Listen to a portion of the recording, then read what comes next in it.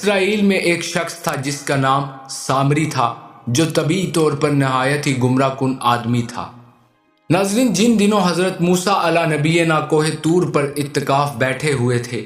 سامری نے آپ کی غیر موجودگی کو غنیمت جانا اور یہ فتنہ برپا کر دیا کہ اس نے بنی اسرائیل کے سونے چاندی کے زیورات کو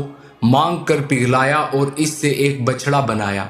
ناظرین، جیسے بانسری ہے وہ بھی کھوکھلی ہو تو اس میں سے ہوا کو گزارا جائے وہ آواز پیدا کرتی ہے، اسی طرح سونے کے بچڑے سے بھی سائیں سائیں کی آواز آتی تھی، اور یاد رہے قرآن مجید کے مطابق وہ لوگوں سے ہم کلام نہیں ہوتا تھا۔